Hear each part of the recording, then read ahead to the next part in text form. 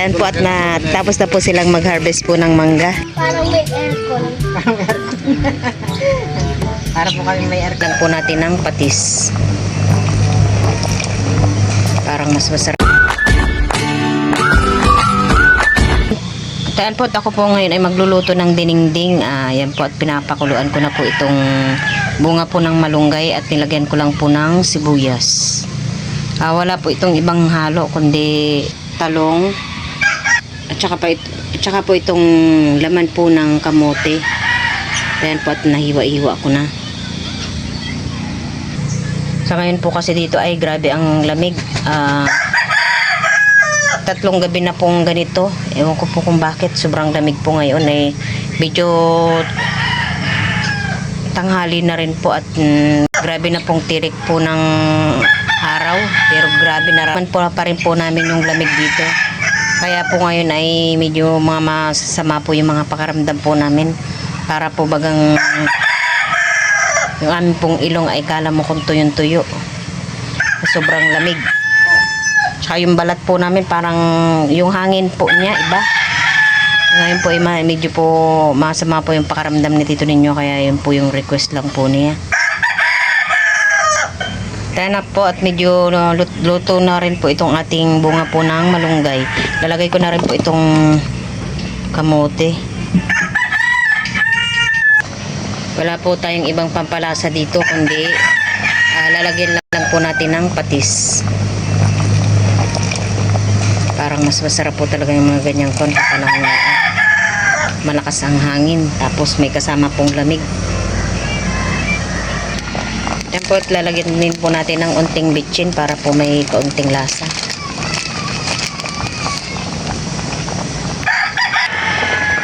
Atin po munang tatakpan.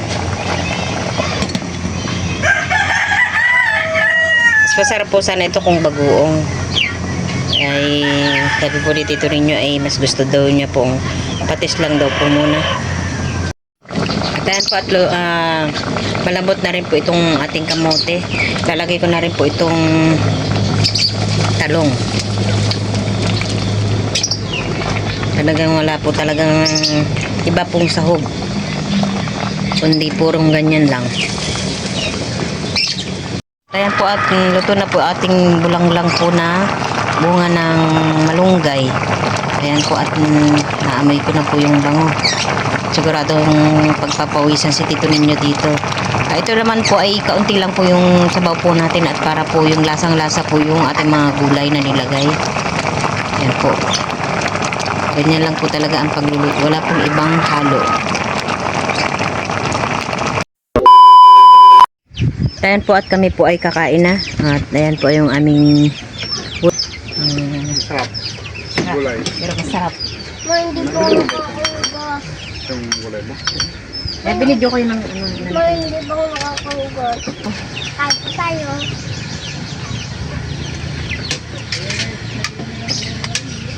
grabing init ang ngayon. Lamig. Lamig. Sobrang tanghali na. Malamig pa yan. Lamig pa rin parang nanggagaling sa prinsesa. Lamig eh. Kaya nakakatawang nga eh. Ha? Lakas magpabigyan ng yan. Pangkalko. Parang may aircon. Parang may aircon. Para po kami may aircon dito. Hindi kailangan mga nang electric pan nga. Saka iba yung hangin, parang nakakatuyo ng ilong.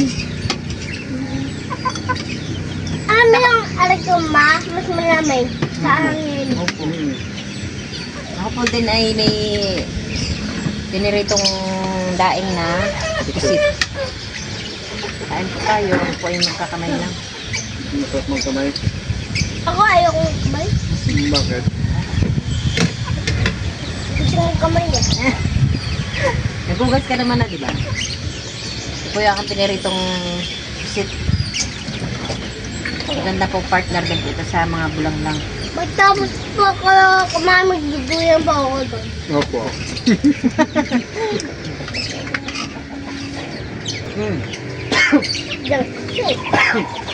Excuse me. Sarap ng luto mo. Ako? Sarap ng luto mo. Salamat.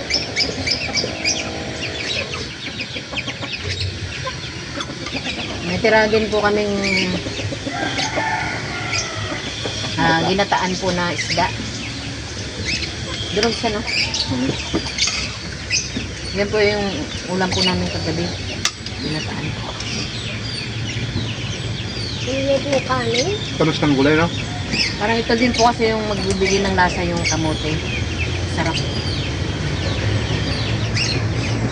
Lalo na pag ito po ay tag-ulan la. Pag tag-ulan na, sobrang sarap na po yung mga ganitong gulay lang. Yung, ano, ulam. Kahit hindi tag-ulan, masarap talaga ito.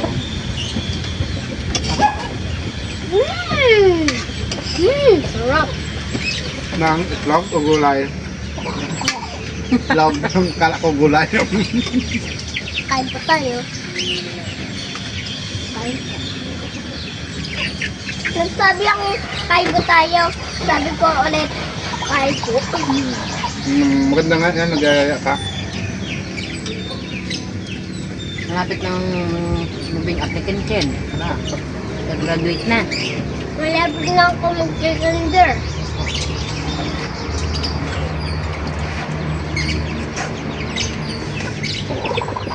Pag kalendaro pala yan, bigil doon na sa akin. Hindi rin, kulang pa rin yung ano niya. Kulang din yung ano niya. Kulang sa ano. Baka pwede na.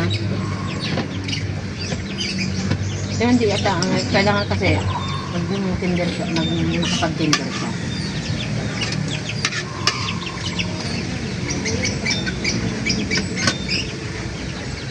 Sarap na higit mo.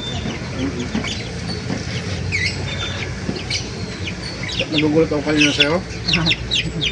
Yung go, ano lang nabenta ka eh. Diba, dati may punta tayong iba?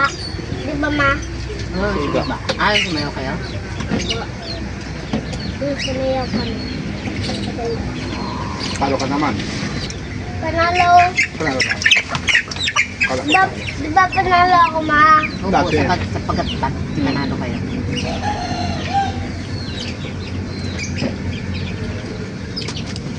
Practice mo nga yung ano? Sundalo? Mamaya pagtapos kumain,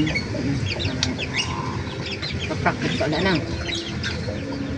Kung gano'n, hindi mainit.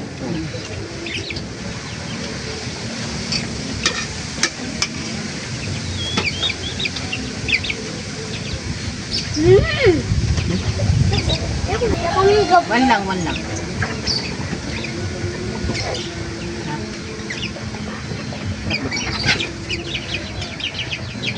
tapos mong daing. Kami po ay bihira pong mga pagdaing at gawa po ng yung nauwi pong ulam yung pang-ulam po ni Tito ninyo ay nahaharang. Mamaya pa Nahaharang pa. magbibigay pa ng candy ng chocolate ko ako ni Ma'am Carol. Ano? Ano na? Bigyan ako ulit ng Ma'am Carol ng chocolate. Kailan? Mamaya? Gabi na mamaya. Hindi pwedeng bukas na lang.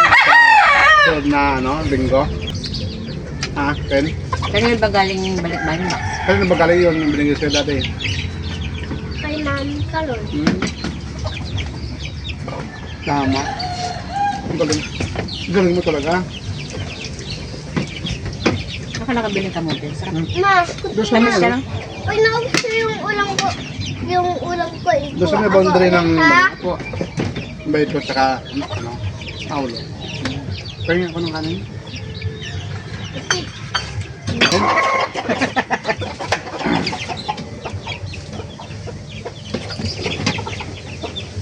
Kumain ka marami, Mika. Sabi ng ano, kung kulang daw ang kinakain ng kanin. Kung daw yun, nakakapagkaroon daw ng buhok. Nakakapag Hindi, haba. nakakapagpakulot lalo. Oo, kulot lalo. Pag kunti lang kinakain ng kanin. Huwag naman sobra kasi pag sobra nakakakalbo daw. Oo. Pero papa muna ka. Pero tama lang. Nakalbo ka.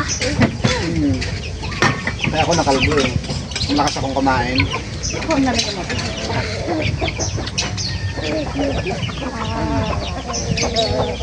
Kamuti. Pakita mo lang sa kanina. Kamuti.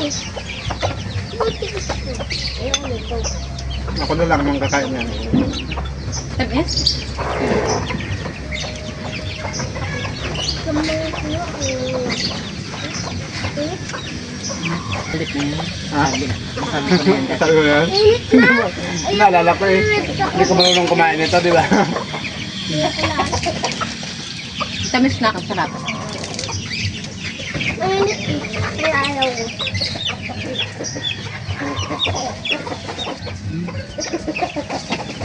Kuya ko yun. Yung kuya! Kuya! Ano yan, suka mo? Mayroon. Tipon na yan. Kaya ka na dyan?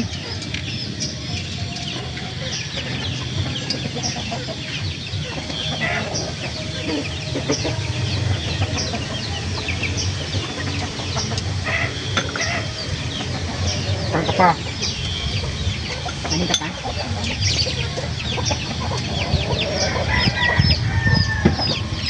May nila lang.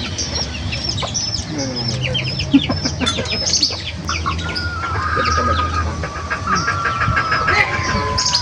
Ano ka kumain? Malakas din ako.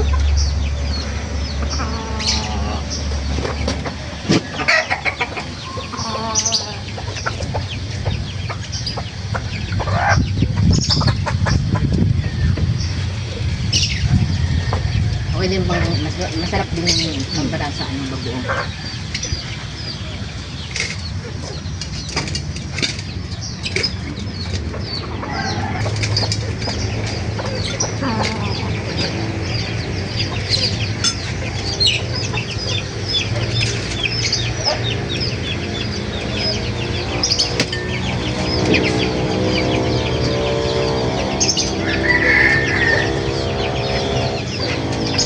Papa na?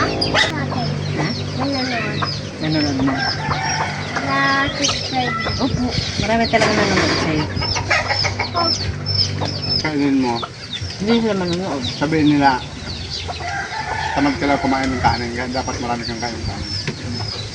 Sabi nila sa akin, ba't hindi niya marunong si Jesse kumain? Marunong? Marunong, di ba? Marunong ka kumain, di ba?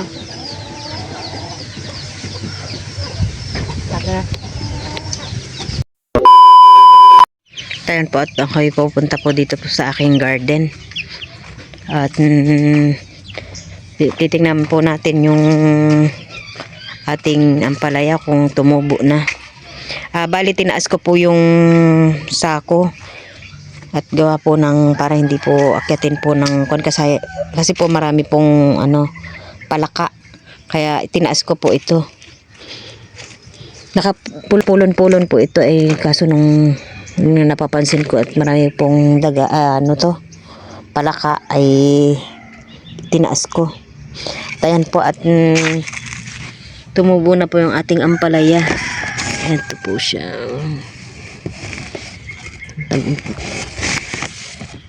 Alam mo, tumutubo na.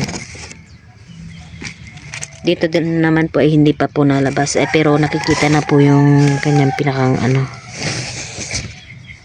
Dito din. Ayan, nakalabas na. Tapos dito, ayan. Lahat po sila ay nakalabas na. Dito parang wala pa ako nakikita. Pero ay medyo malalim ang napuntahan po ng buto. Ito. Ayan pumunta po pala sa gilid yung buto.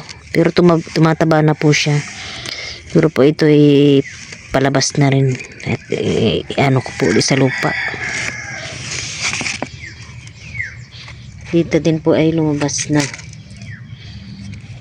Tsaka dito. Siguro po pag ito po ay tumaas na ay lalagyan ko na po ng dito. Paggagapangan. Ganito lang din po ang gagawin ko sa nilagay po namin ni Miko na sanga po ng kawayan. At dito naman po yung aking tinanim po na pechay. Yung aking pinunla ay nilagyan ko po ng sirang tela at ayan po at wala pa naman po siyang tumutubo kahit isa. Ay nako, nilanggam. Binahayan ng langgam. Paano kaya iyan? At mamaya ay didiligan ko na lang mamaya. At dito naman po itong aking talbos po ng kamote. Ito po ay nilagyan ko ng harang para po ay hindi po pasukin. Ayan po. Ano yan tanim? Nay? Ito ay talbos ng kamote. Ha? Talbot kamote? Opo. Yun dyan sa tinakpan mo? At talbos to, Nay? Inanuan ko lang ng ano para hindi ano ng Dito? ito ay yung pichay inano ko, pinunla ko. Ito naman yan yung ano ang palaya. Walang okra. Wala nga na eh. Meron kang okra. Dapat may okra. Ay, wala pa akong ano binhi. Gusto ko din mag ano ng ano sitaw. Pag ako naka-order ng buto ng sitaw. Ayan po at marami po tayong napatubo po na kamatis. Dito po, nung nagkuhan po kasi ako ng kamatis ay dito po sinabog yung buto. Ayan po at nagtubuan. Dito po sa aking kasampagita. Medyo marami-rami din po yun.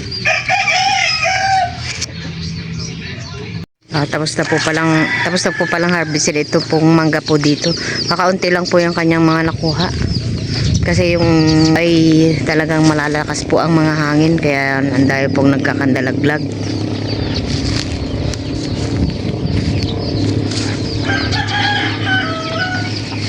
At nandun po si Tito Ninyo at baka makahingi po siya ng ilang piraso.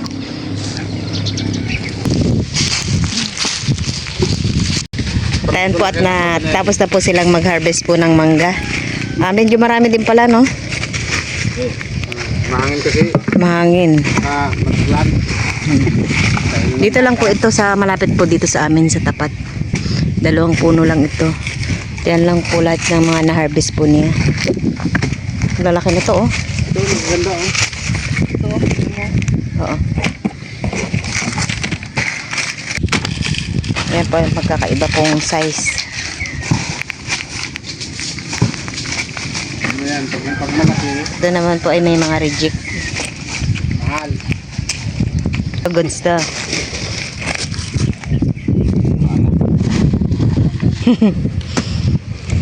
Ay, kurang. Ito ang lalaki ito. Oo, no? Lalaki. Hindi ka magpulong ka. Yan, wala ko mo 1,000 sa iki. Ha? Kita. Hindi naman sila, magpulong ka. Kaya dyan man spray. Nala ko, ang ninong gili. Sumunod, liwang wala. Share taong wala. Tagsilpin na taong. Ito pong puno po dito ay parang inabangan lang po niya. Inisprayan po tapos sila na po yung nag-harvest. Kanila na po yung lahat po ng gastos. Bali, hati po sila. Ano yun, hati sila ng ano? Ang hatian po pala nila ay 70-30. Bakit sa mag-spray? Sayang dito, oh. Bakit man hindi nag-spray dito ay? Malapit. Yan, gan. Alam mo yung pura tabay mo itong bago na pag ano Grabe ang laki namang baka to, oh. Buntis ata ito. Buntis. Tulong ko. Buntis. Laki ng tiyan.